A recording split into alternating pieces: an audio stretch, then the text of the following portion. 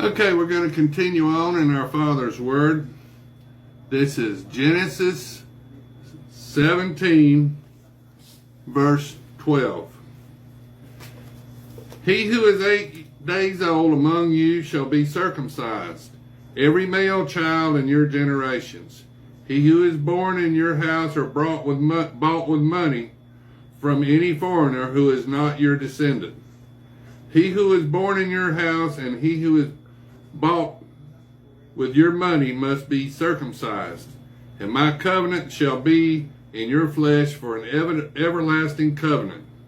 And the uncircumcised male child who is not circumcised in the flesh of his foreskin, that person shall be cut off from his people. He has broken my covenant. Then God said to Abraham, as for Sarai your wife, you shall not call her Sarai, but Sarah shall be her name. And I will bless her, and also give you a son by her. Then I will bless her, and she shall be a mother of nations in the bloodline of Christ. Kings of people shall be from her.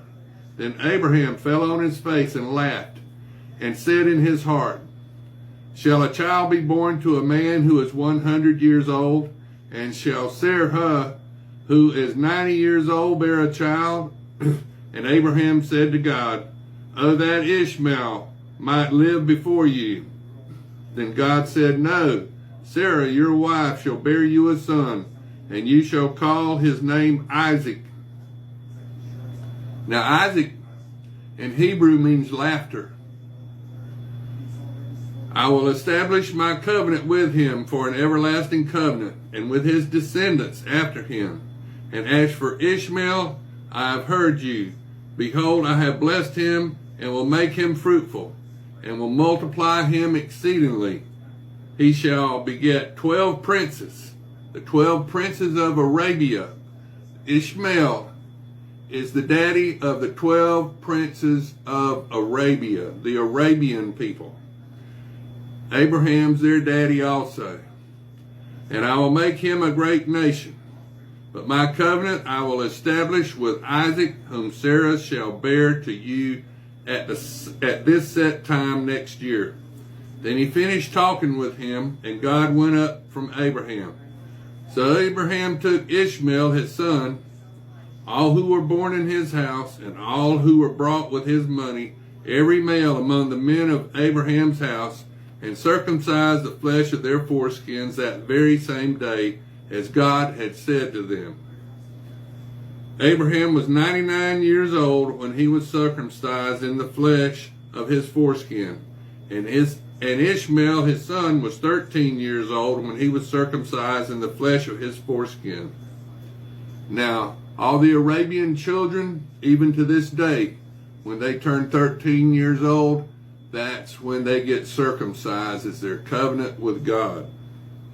That very same day, Abraham was circumcised, and his son Ishmael, and all the men of his house born in the house or bought with money from a foreigner were circumcised with him.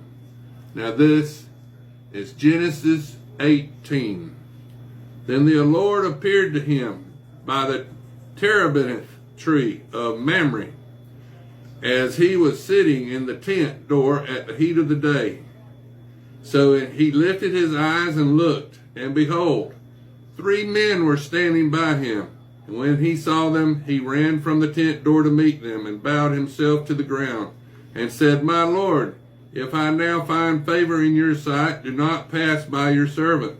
Please let a little water be brought, and wash your feet, and rest yourselves under the tree. And I will bring a morsel of bread that you may refresh your hearts.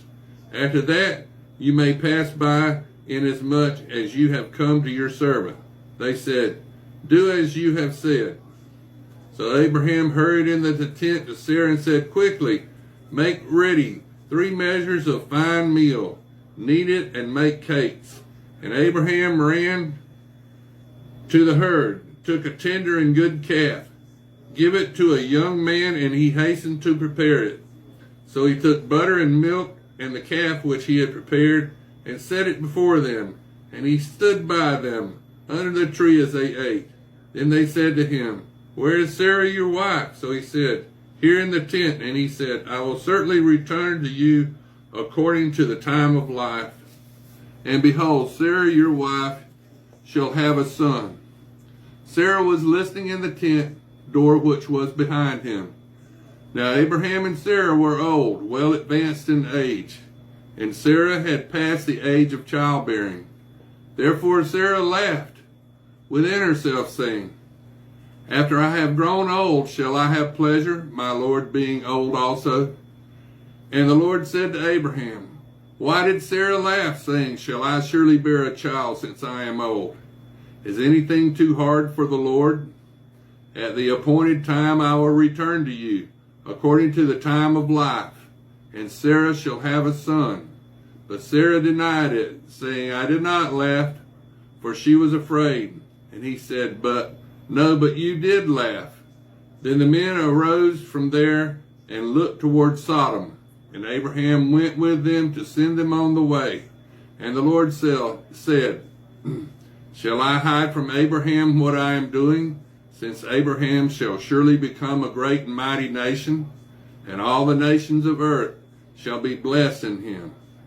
For I have known him, in order that he may command his children and his household after him, that they keep the way of the Lord to do righteousness and justice, that the Lord may bring to Abraham what he has spoken to him.